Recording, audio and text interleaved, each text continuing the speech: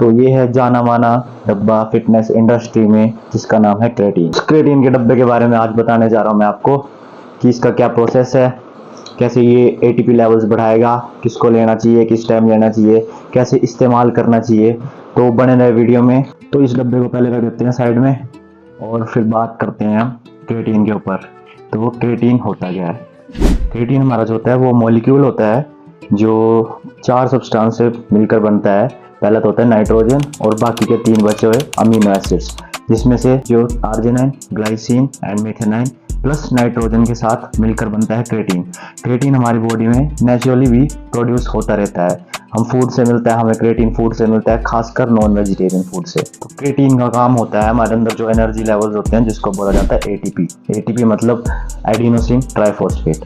जो adenosine triphosphate है उसके लेवल्स को बढ़ाने में काम करता है क्रेटीन मोनोहाइड्रेट। हमारा क्रेटीन लेते हैं हम फूड से लें या फिर सप्लीमेंट से लें, उससे हमारा बढ़ाने में काम करता है एटीपी लेवल्स।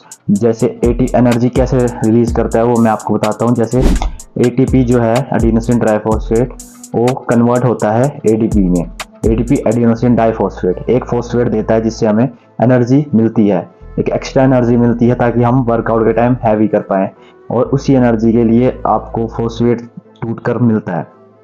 तो जैसे वो टूटा एडीपी में कन्वर्ट हुआ, एडीपी में कन्वर्ट उसकी पूरी साइकिल होती है। जैसे एडीपी को वापस एटीपी में कन्वर्ट करने की एक साइकिल होती है। जैसे जो हमारा क्रेटीन है, क्रेटीन जो है हमारा क्रेटीन फॉस्फेट में कन्वर्ट होता है जो फिर से जुड़ता है एडीपी में, एडीपिन एडिनोसिन डाइफॉस्फेट में जुड़कर और फिर से एटीपी बनाता है और वही प्रोसेस साइकिल रिपीट होती है। और हाँ, जो क्रेटीन फॉस्फेट होता है वो हमारी मसल्स में होता है। दूसरी चीज़, हमारी बॉडी में क्रेटीन का वेस्ट कैसे निकलता है, हमारी बॉडी के थ्रू कैसे निकलता है, उसका भी एक प्रोसेस होता है। जो क्रेटीन लिया हमने, चाहे फूड से लिया कहीं से भी लिया, वो हमारा पहले क्रेटीन फॉस्फेट में कन्वर्ट हुआ और उसके बाद हमने वर्कआउट किया। वर्कआउट के आसपास हमें क्रेटीन लेना चाहिए, वो उसकी टाइमिंग है। वो हमने लिया, वर्कआउट किया। वर्कआउट करने के बाद जो वेस्ट मटेरियल होता है जिसका नाम क्रेटिनिन होता है, क्रेटिनाइन बोलते हैं, प्रोनाउंसिएशन अपनी अपनी होती है। और क्रेटिनाइन जो होता है वो वेस्ट मटेरियल होता है। वो वेस्ट मटेरियल निकला और फिर गया वो ब्लड में। ब्लड जो फिल्टर होता है वो किडनी में होता है, किडनी से फिल्टर हुआ।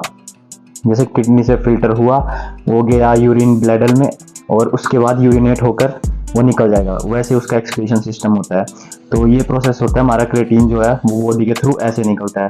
तो जैसे हमें इसीलिए वाटर के इनटेक ज़्यादा बोलते हैं ताकि जो किडनी के ऊपर ज़्यादा लोड ना पड़े, और वाटर जो है वाटर इजी हेल्प करता है किडनी के लिए ताकि फिल्ट्रेशन करने में आसानी हो। ये प्रोसेस थी। तो अब बात करते हैं उनके ऊपर जो कहते हैं कि हमें क्रेटीन किस किस को लेना चाहिए और किस बेसिस में लेना चाहिए, किस टाइम में लेना चाहिए। तो क्रेटीन जो होता है कोई भी ले सकता है, कोई भी मतलब जो ट्रेनिंग करता है, कोई से मतलब ये नहीं कि सब भी चल पड़े हैं।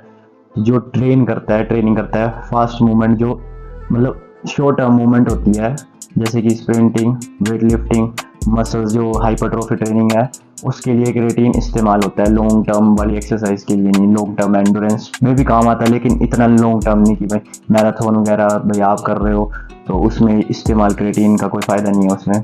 तो ये था, उनमें लेना चाहिए जो ट्रेनिंग करते हैं। तो ट्रेनिंग, जब आप ट्रेनिंग कर रहे हो तो वही इफेक्टिव है। और कब लेना चाहिए? ट्रेनिंग के आसपास ज़्यादा इफेक्टिव होता है।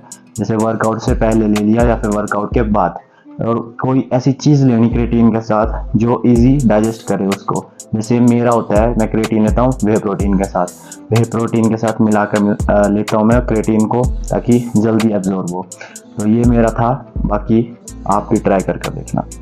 और अब बात करते हैं क्रेटीन डोजेज के ऊपर, मतलब आपको कितना दिन में लेना चाहिए और लोडिंग करनी चाहिए या नहीं करनी चाहिए।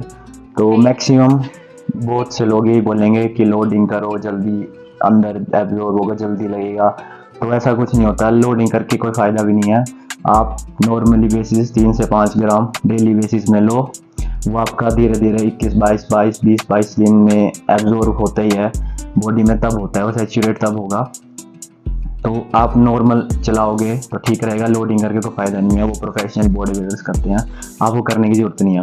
तो ये है क्रेटीन के बारे में मैंने ये बताया। अगर फिर भी कोई डाउट्स या कोई क्वेश्चंस क्वेरीज रहती है तो आप मेरे को पर्सनली भी मैसेज कर सकते हो इंस्टाग्राम में, और कोई डाउट है तो ज़रूर बताना, कमेंट सेक्शन भी है नीचे। तो सब्सक्राइब करना, लाइक करना, शेयर करना। ठीक है, बाय बाय।